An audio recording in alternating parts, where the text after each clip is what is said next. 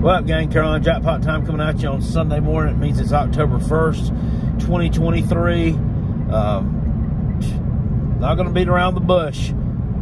Terrible night last night at Neyland Stadium for South Carolina. Drop it 41-20 to the Tennessee Volunteers. Congratulations to the few good Tennessee Vol fans on YouTube that I've met over the years. The few good ones on Facebook. You guys deserve this win. To the majority, the rest of you hillbilly hacks who just showed up in my comment section last night, you can go suck on a long one. I hope that they lose the rest of their games for your sake. I hope they win the rest of their games for the sake of the good fans out there. Do I think they're going to win the rest of their games? No, I don't. I think 9-3 is your best case scenario. Is this year's Tennessee team as good as last year's? Probably not. But they played really well last night. They've dropped one game this year on the road at Florida. They lost a game to a crappy team in Florida. Kind of like they lost an unexpected game to a crappy team in South Carolina last year. So you're kind of even on that front. You got Georgia at home. A lot of you now are running around beating your chest, thinking that you're going to beat them in Neyland Stadium in, what is that, the next to last week of the regular season? I don't know. I don't see it happening. Georgia just keeps winning. I don't know that you've got got what it takes, but maybe you do. You're not winning at Alabama, so 9-3 is best case, and you could drop another couple of games. Is Tennessee a really, really good team? I don't know. Are they better than South Carolina? Yes. A lot of teams better than South Carolina? Yes. Told everybody before the season this was going to be a rebuilding year, especially out defensive side of the ball, that I was concerned. Those concerns have kind of bore themselves out. These kids that we had backing up your Cam Smith and your Darius Rushes last year are not coming along like I had hoped to, and I'm not at all impressed with the Clayton White defense this year. If you look at the stats from last night, Nick Emenwari, Jalen Kilgore making the bulk of the tackles, both these guys from a safety position. From that perspective, those guys shouldn't be making most of your tackles. Your linebackers should be a little bit more involved on it. Stone Blanton and Debo Williams not really in on the action a whole lot last night is concerning. I'm about tired of this Clayton White experiment. I put that loss last night 100% on coaching. 100% on coaching. And for the first time ever since he's been there, and I told you guys when Shane Beamer got hired, when they announced him being hired in November 2020, when I was watching the end of another terrible season go down the drain, the last interim coached game by Mike Bobo at Kentucky, and they announced that Beamer had been hired, and I'm like, pump the brakes. They didn't do enough of a search. This guy's never been a coordinator, much less a head coach. What are you doing? Yada, yada, yada. I was pissed, but then I started learning more about Shane. I'd known him from his time at South Carolina, but it had been a good 10 years prior. So, people can kind of go down different roads in that period of time. I was impressed with, what he was trying to build as far as a coaching staff, his passion, his demeanor. I got it, okay? But for the first time since he's been there, and I bought into him. I said, if he's the head coach, I'm going to support him. It doesn't matter if I wanted him here or not. And I started to pick up what he was putting down, and I started to smell what he was cooking, and I liked it for a while. But just as quickly as your star can rise, your star can fall. And I've gotten to level with you that for the first time since he's been there, I'm really starting to raise my eyebrow at him and question a lot of the decision making, not only from his assistant coaches, from his coordinators, but from him specifically from a head coaching perspective. post-game press conference. Shane Beamer, I don't know what it is about post-game press conference. It's supposed to be where you inform people what's going on, you answer questions, and you clear up any issues. This man just seems to do nothing but draw ire and make an ass out of himself in the post-game press conferences. He was asked about some of the young players, and then he pipes up with, I know you guys are going to ask about it, so yes, we need to get Tyshawn Russell, who made a catch last night, by the way. We need to get Nick Harbor. We need to get blah blah blah in there more.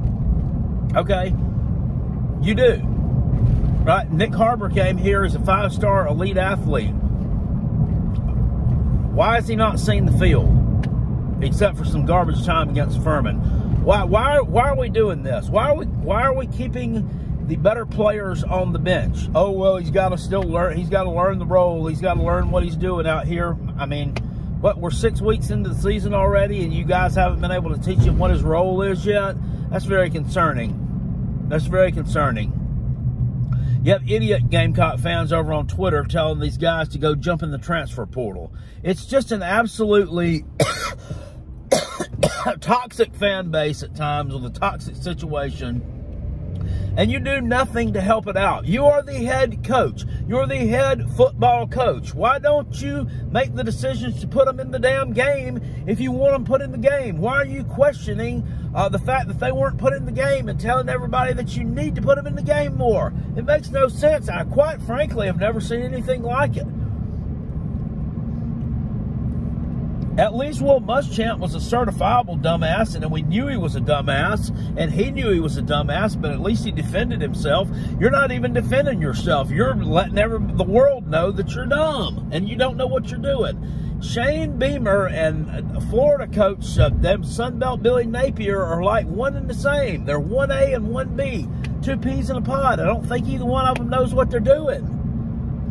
I question that. I question why is Nick Harbor not playing, especially with Juice Wells injured. I question Juice Wells and why you people are lying to us about him, and why you won't just goddamn come out and tell us that he's not going to play the rest of the season, so just forget about him because you're not going to see him in a Gamecock uniform anymore. I'd like you to go on ahead and let us know that, because we're not. It's obvious. First of all, it was going to be, well, he's not going to play the Tennessee game, but we're going to rest him up and he's going to be ready for Florida. Now it's, well, we're going to take an off week before the Florida game and we're going to rest him up and we're going to evaluate his situation. So what is it? No, he's not playing the rest of the year. Why should he at this point? Why should he?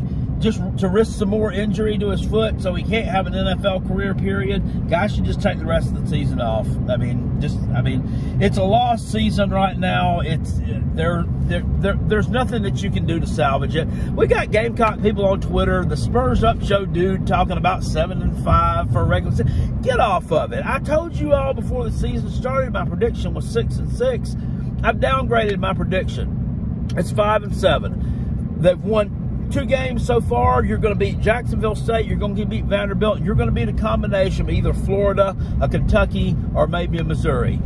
You're not going to win at Texas A&M. Winning at home against Clemson looks doubtful, but it's still possible because they're going to be out for revenge mode too. Maybe they'll dress up in their damn all-black uniforms as well.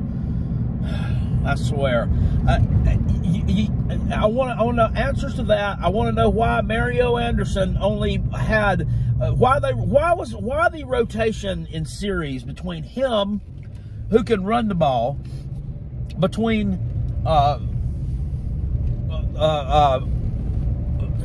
DeCarrion Joyner, who can't run the ball a country lick, and Juju McDowell, who can't run the ball the length of my short Peter. Why? Why are you rotating him with these sorry jamokes? Why? Use him in a series if you need to spell him for one play, then rotate him out.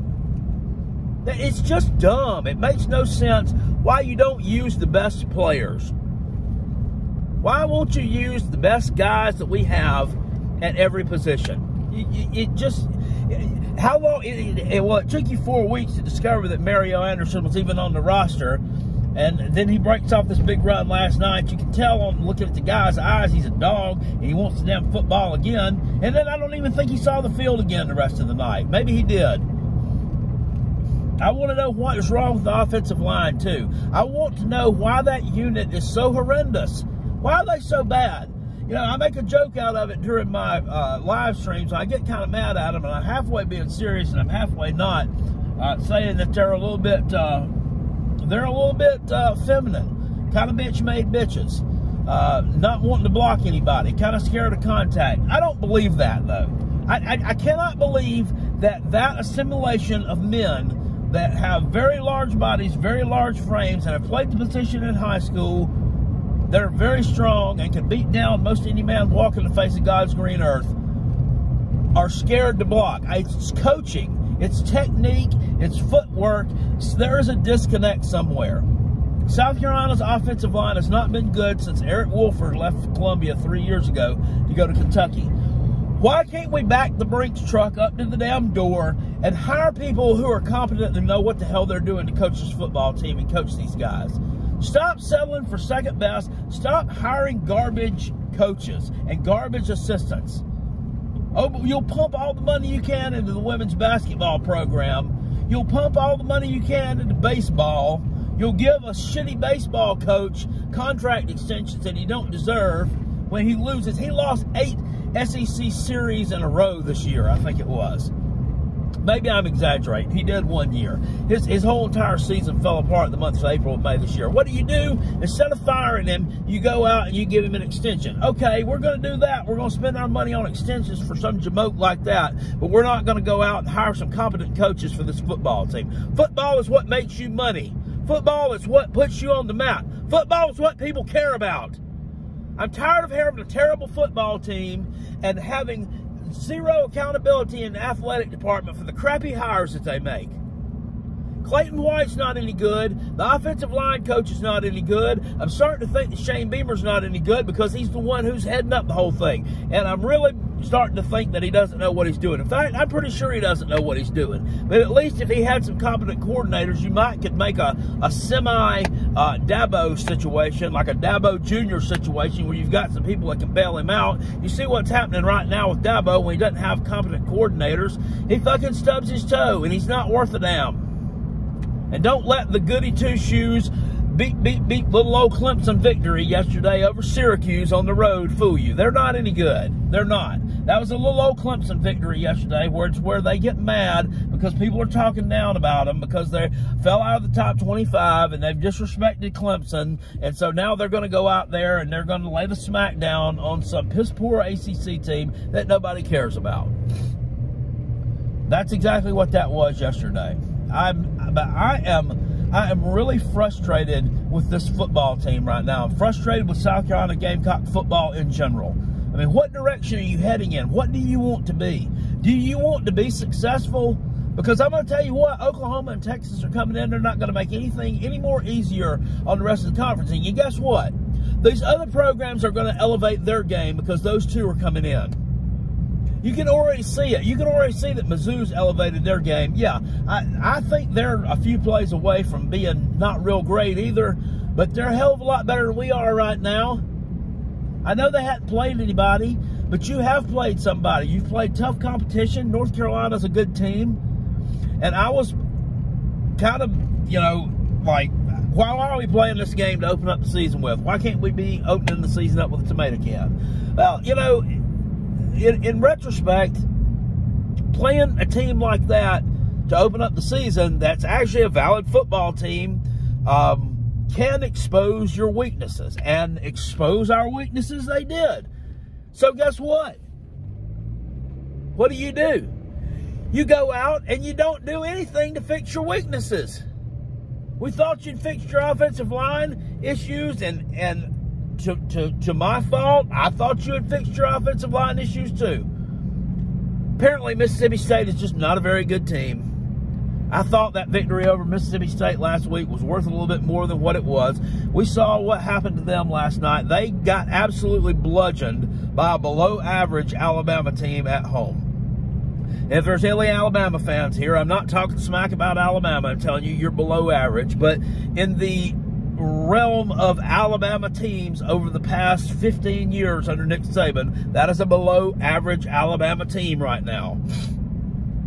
Jalen Milroe is not a good quarterback, and I think that you'd all agree that if you had your choice of quarterbacks from the past, ranging from Bryce Young to Tua to whoever, you would take them over Jalen Milroe. So I'm sick and tired of being below average, and you're at the risk now of just slipping into straight poverty level with Vanderbilt and laying in bed with them, because these teams are going to all get better because Texas and Oklahoma are coming in, because not only are they rising up to challenge them, the lower level teams, the upper level teams are going to stay elite, and they're going to elevate their game just a little bit more to meet the challenge from Texas and Oklahoma head on. You're doing nothing of the sort. You went into this game last night so totally unprepared that it's almost unmentionable how totally unprepared you went into it. You knew what the crowd noise was going to be like. You knew it was going to be a factor. And what do? How many offsides penalties? How many times did the defense jump offsides? How many times did we have false starts? Absolutely asinine. Absolutely asinine and ridiculous. And if not for Mario Anderson's 75-yard touchdown run, I mean, you're looking at a 48-13 ball game. Awful. These beamer ball, these fake punts, these onside kicks and all this bullshit, it's not doing anything to help us out. It's not doing anything to help us out. Did we even score last night after that fake punt crap? I don't think we did. I don't think we did. You did it in North Carolina. You started off the second half with an onside kick. You didn't even get any points out of it. Just stop doing it if you're not going to capitalize on it. Just stop freaking doing it.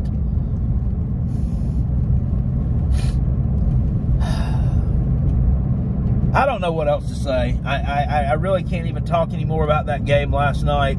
It was a winnable game. I don't care what the idiot Vol fans get on here and tell me. We had it circled, but they're sitting here. Okay, and I want to jump on somebody else real quick too. There's another Tennessee idiot over on Twitter. This Wes Rucker, some clown over there on Twitter with a stupid got a Burger King crown on in his profile picture, I guess, because he's a dad and he's cool and he's hanging out at Burger King with his kids. This double chin jamoke is over here on Twitter talking about Spencer Rattler made a comment last night. He said, it was their Super Bowl, so congratulations. Well, I mean, Spencer Rattler was only making that comparison because, you dressed up in funny uniforms, you packed the place out, you made sure it was loud. Isn't that what they do for the Super Bowl? I mean, you treated it like a Super Bowl. You had the game circled on your calendar, the whole 9 freaking yards. And, but then after you win it, this Wes Rucker, the Burger King crown-wearing douche over on Twitter is like, make no mistake about it, Tennessee or South Carolina is no one's Super Bowl. Oh, look at your history overall. Just shut up. Just shut up, you fat loser. Nobody cares what you have to say. Your penmanship and journalism over on Twitter or 24/7 or wherever you write is about as akin to being as intelligent as the Talking Balls commentary over on that YouTube channel. And make no mistake about it, I haven't squashed that beef. I don't like that guy. I made that little parody of him yesterday because I think he's a loser. I don't care for him or his channel. And the reason is why I didn't speak my mind on that. First of all, on that live stream I did with BVD, is I like BVD. He's a good Tennessee fan, and I have enough respect for him to not start any drama on his channel or have some kind of fray on there. But this was coming, and I was planning on doing it on this Saturday before this football game, which is exactly what I did. I called him out and made fun of him. I don't care that he's got a big YouTube channel. I don't care that he makes tons of money on YouTube. That's the problem with people like him. They go around, they spout off how much money they make and how much super chats they're getting and this, that, and the other. Uncle Lou has a successful YouTube channel as well. Has probably 3 times as many subscribers as this guy does. He makes tons of super chat money every night. I sit here and try to count it out on my hand like, God dang, he's got this, what, 10, 20? Well, whatever. But you know what? He never ever boasts about it to anybody. He never boasts about it or puts it up on some kind of wall of fame for everybody to look at so that they can beat their chest and feel important and say, I donated $100 to Uncle Lou today. He doesn't do that, and I don't think he ever will. He wears a hat that says Team Asshole, but who's really the asshole? Is it him or is it the dingling who sits over here and reminds everybody else who gives a lot of money how important they are, and constantly reminds the people who really don't or really can't give a lot of money how insignificant they are? Which one's the bigger asshole? I want to know. I want to know. Because I don't think it's Uncle Lou. Anyway, I have no respect for that guy, and there is no beef squash there. However, I'm not going to continue to go on after him. It's over. It's done with. His team beat mine. My team looks like a steaming pile of crap. His team looks like it might be able to make some type of noise this year. We shall see. It might go 9-3. It's not beating Georgia. It's not beating Alabama. That's about all I got to say, guys. I'm sorry I can't give more football insight, but you know, Spencer Rattler, less than 200 yards passing last night, no touchdown passes, 1 interception, that interception being a terrible pick six, and had to throw the pick six to Tennessee Vols player who sat out there, cried like a baby, had personal foul after personal foul, talked more shit last year than anybody after he was getting his nuts drug up and down the field the entire time. Of course, he has to get his big retribution moment against South Carolina with a pick six. See, that's the kind of thing we do. We make good players look great, and we make crappy players look average and have their Super Bowl moment, which is exactly what Mr. Haddon got last night. He's no better than that dingaling y'all had a few years ago that went and shot the birds to the crowd at Alabama. That's like people use it for a profile picture, and some Tennessee fans use it as a point of pride. Why? Well, why I'm not sure. Well, I know why, because the ones who do are just not that intelligent. There's a few you guys like that out there. What else? What else? I had one more thing I was going to say here. Oh, I hope Brew McCoy is okay. That was just an absolutely terrible injury that guy sustained last night. I'm not even sure. I haven't seen any updates on it. He's probably got from what I understand, a broken leg, a torn up knee. I mean, it's awful. I mean, and it'll probably be a long time before he plays football again. Hopefully, he is able to play football again. And I'm not being ugly here, but I'm sure there's some Tennessee fans that are going to get online and say South Carolina did it on purpose. Just like there were some idiot South Carolina fans years and years ago that said that whoever it was in Tennessee that was involved in that Marcus Lattimore incident that tore his leg up, and he never really played much football again after that, never played for the Gamecocks again after that, was that they were doing it on purpose, that it was them that injured him on purpose, took him out of the game. Neither one of them is true, and everybody involved probably feels horrible. Anyway, I hope he gets better. Prayers out for that guy. Carolina Jackpot's got some comeuppance to go do with BVD. I'll be dousing myself with a gallon of milk and a dozen of eggs. It's probably going to do it tomorrow after work, so just letting you know. I had planned to live stream it today, but I've got some things I've got to get done. But there will be milk and eggs on my head that I will serve up. I promise you that, and I will post it over here when I do it, and you guys can all point and laugh. Because that's what it's all about, pointing and laughing at the Gamecocks. People get plenty of jimmies off on it, and it's done a lot over here on the internet. And quite frankly, I'm about sick and tired of it. They need to really make some serious changes after this year. Somebody needs to look at doing something to get this football program on track and where it needs to be. So that's just me. I'll see you guys later on. I appreciate it. Hit this with a thumbs up if you enjoyed it. If you're a Tennessee fan who doesn't appreciate the way that I talked about some of your journalists and your team and your whoever, you can hit it with a thumbs down. I really don't give a you-know-what. So I'll see y'all later. Appreciate it. Peace. I'm out of here. Still, go Gamecocks. Go Coach Beamer. You need to get your shit in order, man. You really need to get you really need to get your shit in order, because you're starting to lose the fan base. I'll see you guys later. Appreciate it. Peace, and I'm out. Go Gamecocks.